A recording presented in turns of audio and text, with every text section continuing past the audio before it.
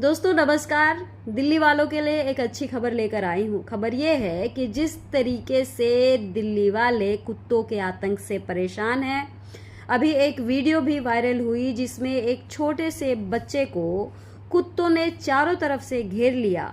उसकी जान जाते जाते बची क्योंकि लोग बाहर निकल गए अपने घर से और किसी तरीके से उस बच्चे की जान बचा सके। मैं आपको बता दूं कि इसी बात को गंभीरता से लेते हुए दिल्ली नगर निगम ने अपनी तरफ से एक गंभीर कदम उठाया है, जिसके तहत अब कुत्तों के लिए शेल्टर होम बनाने की बात हो रही है। यही नहीं, इस पूरे मसले को ध्यान में रखते हुए एक उप समिति भी बनी है। इसके बारे में पूरी जानकारी हमें दिल्ली नगर निगम की स्थायी समिति चेयरमैन सत्या शर्मा ने दी। मैम, आप लोग जो उप समिति बनाई हैं शेल्टर होम्स फॉर डॉग्स के लिए, उसके बारे में थोड़ा बताइए और इसको बनाने के पीछे का कारण क्या है। आज आप जानते हैं कि दिल्ली में हर गली हर कोने पर डॉग्स का रेगुलर अटैक हो रहा है। बहुत सारे बच्चे उससे घायल हो रहे हैं, बहुत सारे बड़े बुजुर्ग घायल हो रहे हैं। तो इस तरह की प्रॉब्लम को देखते हुए जब दिल्ली में, और कोर्ट की भी डायरेक्शन को देखते हुए जब दिल्ली में कुत्तों का आतंक इतना बढ़ गया, तो ये कमेटी बनाना बहुत ज़रूरी हो गया था। और निगम पहले भी इस पर काम करती रही है।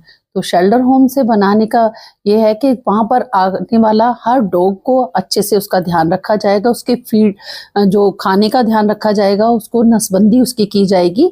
सोसाइटी के साथ साथ हम कहना चाहेंगे कि डॉग लवर्स भी आकर वहाँ पर इन कुत्तों को अच्छी देखभाल देख सकते हैं कि शेल्टर होम में उसका अच्छे से देखरेख हो रही है, उनकी देखभाल हो रही है और उनकी दवाइयों का ख्याल रखा जा रहा है, उनके खाने का ख्याल रखा जाए।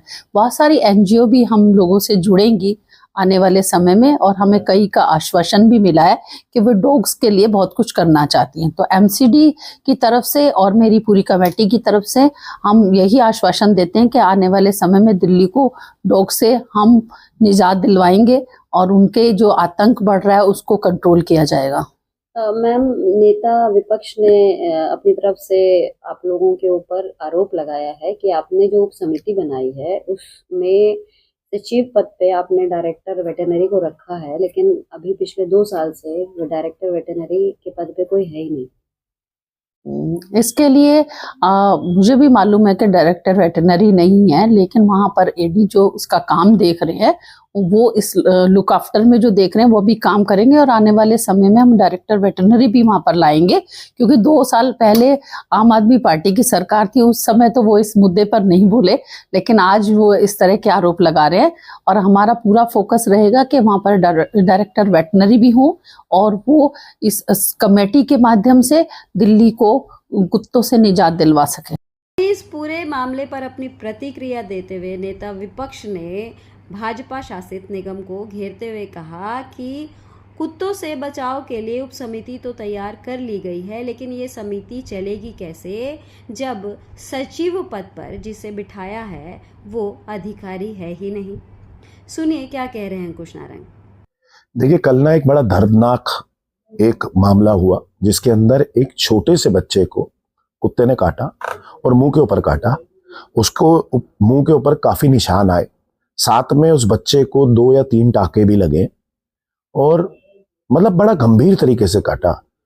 तो उस मुद्दे को देखते हुए जब कल सत्या शर्मा जी ने एक कमेटी बनाई, जब ये मुद्दा काफी गरमरा गया और भाजपा को अपना प्रेशर दूर करना था, तो सत्या शर्मा जी ने एक कमेटी बना दी। जो हमारी स्टैंडिंग कमेटी चेयरमैन है, उन्होंने कमेटी बनाई। उस कमेटी में उन्होंने स्टैंडिंग कमेटी मेंबर्स ही रख लिए, एक बात। दूसरी बात, उन्होंने एक एडिशनल कमिश्नर रखा और एक डायरेक्टर वेटनरी डिपार्टमेंट का रखा। तो जो डायरेक्टर वेटनरी डिपार्टमेंट के हैं वो तो पिछले 2 वर्ष से अपनी पोजीशन में ही नहीं है, यानी कि डायरेक्टर वेटनरी की पोजीशन पिछले 2 वर्ष से खाली है और उन्हीं को सचिव बना दिया।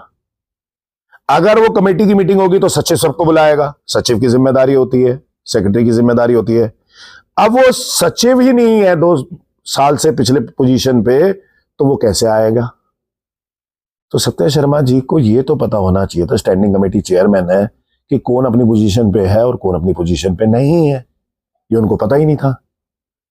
दूसरी बात, मेरा इसके अंदर सुझाव है, अक्सर लोग कहते हैं कि विपक्ष सिर्फ मुद्दे उठाता है, लेकिन मैं आपको इसके अंदर सॉल्यूशन बताता हूं। हर जोन में वेटनरी डिपार्टमेंट है, वेटनरी डिपार्टमेंट के पास सारा रिकॉर्ड है कि कितने कुत्ते हैं उस जोन के अंदर।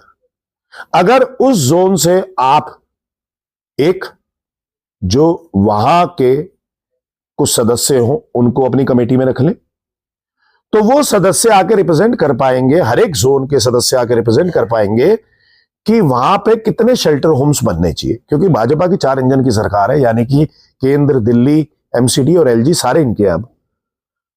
तो अब डीडीए की लैंड भी इनकी है, ड्यूसिप की लैंड भी इनकी है, जेजे स्लम की लैंड भी इनकी है और एमसीडी की लैंड भी इनकी है।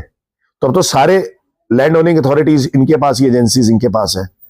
तो अब इनको शेल्टर होम्स बनाने में दिक्कत नहीं आएगी, अप्रूवल लेने में दिक्कत नहीं आएगी। तो अगर वहां के लोगों को ये ले लें तो वो एज पर दी रिक्वायरमेंट ये बता देंगे कि कितने शेल्टर होम्स वहां पे बनने चाहिए, ताकि डॉग्स को शेल्टर होम्स के अंदर रखा जाए, ताकि वहां पे फीडिंग भी हो सके, उन कुत्तों को फीड भी कर सके, उन कुत्तों को अच्छा एनवायरनमेंट भी मिल सके, और वो शेल्टर होम्स के अंदर जो एनिमल लवर्स हो वो भी जा सके। और दूसरी तरफ लोग जो बड़े परेशान होकर बैठे, दिल्ली के मूलभूत निवासी बड़े परेशान होकर बैठे, वो सुरक्षित भी महसूस कर सके। तो मुझे लगता है दिल्ली के मूलभूत निवासी की सुरक्षा और साथ में डॉग्स की प्रॉपर केयर और उनको शेल्टर होम्स में, अगर ये दोनों का डिसीजन ले लेंगे तो बड़ी आसानी से हो जाएगा।